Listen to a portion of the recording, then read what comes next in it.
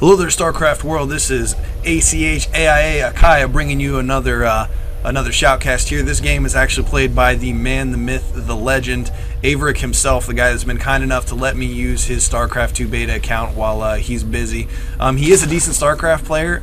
He's starting to get a feel for the StarCraft 2 game, so he sent me this replay, and it was labeled as very close PvZ, so hopefully it's as high quality as he seems to think it is. Anyways, I'm just going to be bringing you the action here. I haven't watched this replay yet, so I don't exactly know what's going on. I'm a little bit familiar with Zerg at this point, so hopefully I can comment intelligently on what strategy Averic is going to be going for here. And then, of course, he's got his red Protoss opponent here in the base that's to the top left of his main starting location here. So starting off here, pretty standard opening, obviously just maxing out on the probes and drones and getting the initial base started up here. I haven't played any matchups on this map yet, so I'm kind of curious to see how this played out. I've only seen one game, which was the Blizzard when they released the battle report on this map when Young Ho Lee played against David Kim, which obviously David Kim ended up winning that game because I'm pretty sure David Kim never loses. By the way, I don't know if Blizzard ever released that patch, but I heard they were supposed to nerf David Kim in one of the updates, so I don't know if that's happened yet or not. If it hasn't, it definitely needs to happen because that guy's way too good. But anyways, here we go. We got early gas here from the Protoss. I'm guessing we're going to see an early warp gate strategy. That seems to be pretty common. Even in 1v1s, a lot of people end up going warp gates. I've seen a lot of people have also, with this initial scouting probe, what they do is sometimes they'll drop a pylon back in the back of the enemy base and leave it there for warping strategy later. If the opponent doesn't discover it, then they can get caught off guard by units just appearing in the back of their base out of nowhere. So that can be an effective. Oh, he's going to get this drone maybe. Oh, they managed to barely take out the probe right before he gets that drone. That drone lives with barely 4 hit points left. He did steal the gas from Averic, though. I don't know if that's going to... I don't think it'll slow him down too much, at least initially, because he does have the other guys are still up and running, which means he can get his gas at least started, so he can, you know, start to tech a little bit. He should be able to get enough to put up a layer here relatively soon as well, I would think. Initially, he's got the spawning pool out, working on a queen here. And he's already got a couple Zerglings. Looks like he's going to try to take down that assimilator as soon as he possibly can. Going back to the toss base here, it looks like he's going double gateway here. He's got both gas going. Both of his gas has assimilator on it, so it looks like he may be going for a heavy tech early on.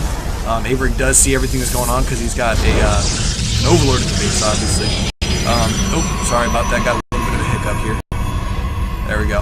I do apologize for the quality of the videos and, of course, these little stop-ups. I mentioned on one of my blogs, some of my RAM went bad, so when I'm running the screen capture program and I'm trying to, you know, watch the replay, sometimes it chokes up my hardware a little bit. I do have replacement parts on the way. Hopefully within the next week or two, I'll have those into my computer and everything should be back up and running at 100%. But in the meantime, I do apologize for any little hiccups like that.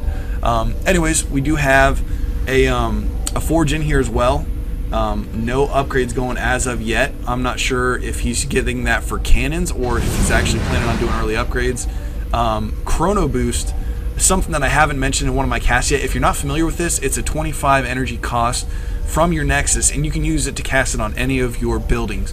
And so if you cast it on a building that has upgrades, the upgrades that you're researching at that building are going to increase the speed by 50%. And basically it lasts for 20 seconds.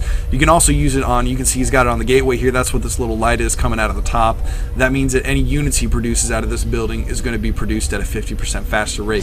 So this is a very, very valuable ability to use. And since it only costs 25 energy, you can really afford to use it a lot because, you know, 25 energy is pretty minimal. So, throwing up his Cybernetics core now, we may see some Stalkers in a little bit.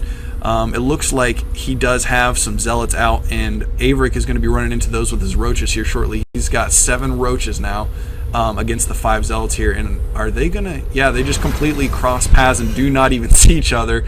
That was a bit surprising.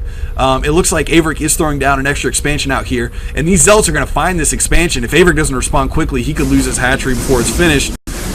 He just started it, so... Oh my goodness, I think he actually let them kill it. That's a huge loss. That's 300 minerals just completely lost right there. If he would have canceled it, he could have at least saved most of it, but that is actually a really big deal this early in the game in a 1v1 matchup. He's bringing back his roaches here, going to try to fight off these zealots. And roaches are actually fairly good against zealots if you micro them correctly, especially with the roach regeneration. It doesn't look like Averic's really going to try to micro much at all here. He is backing up a little bit. He's going to take another shot here, distance himself. All of these zealots are starting to get pretty weak, though. I don't anticipate Averic will lose many more units, if any at all, right now. Yeah, both of these zealots are about to go down here as well. Also, I don't know if I've mentioned this in vlogs past. If you haven't seen these before, this is a Xel'Naga Watchtower.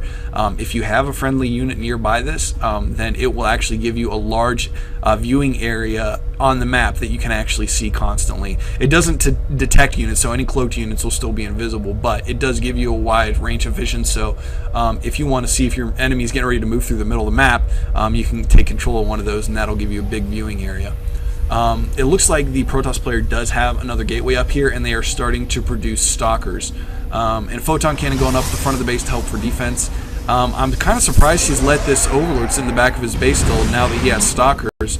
Because this Overlord, I mean, it's not getting a whole lot of view other than... yeah, there we go. Okay, he is coming back to kill it now, but probably could have been taken out a lot earlier than that.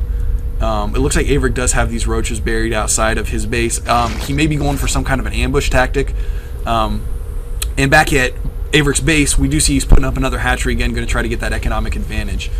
Now, the Roach Warren does not have any upgrades going yet. He is up the layer, so some of those upgrades are unlocked. I'm not sure if he's going to... It looks like he might be switching tech. Oh, and here's a battle going on here. We've got a handful of roaches and then a nullifier in the mix with some zealots and stalkers. He does bury the roaches because he notices that he cannot win that battle. So yeah, he takes some time to regenerate a little bit of health and then pops back up to take a few more shots off. Oh wow, that's actually some pretty good roach micro that we're seeing here from Averic. And you can see here just how quickly the roaches regenerate their life when they're underground. It's just insane. So these are very good units if you can manage to micro them well. Here we go. And yeah, the thing you got to really do, which the Protoss player seems like he's starting to figure out, is you really have to micro these roaches down one at a time, especially if they're using hit and run tactics with burrow or something like that. Because if they get underground, they're just going to be able to regenerate all of their hit points within the matter of a few seconds. So it's really important to focus fire roaches when they're using hit and run tactics like this. It doesn't look like Averic has the move while burrowed upgrade for his roaches yet, so they're kind of trapped there for the time being until he can either get that upgrade finished or bring reinforcements to help save those roaches, which it looks like he is producing some more. So we could see him try to come over and rescue. I think he still's got, yeah, he's got 5 roaches trapped over here, so that's definitely a task force worth trying to save one way or another if he can. In the meantime, the red player, I'm sorry, I don't think I mentioned his name yet, Minit, it looks like. I hope I'm saying that right. He is the red Protoss player that's playing against Averic this game. So Averic is bringing around the roaches here, just bringing up some of the overlays here. Let's take a look at the units combination here. We've got 6 zealots, 5 stalkers, and 1 nullifier for the Protoss army. And right now he's got, it looks like Averic's got 2 zerglings, 16 roaches, and a couple queens here, which queens again are very, very important for your base macro mechanics.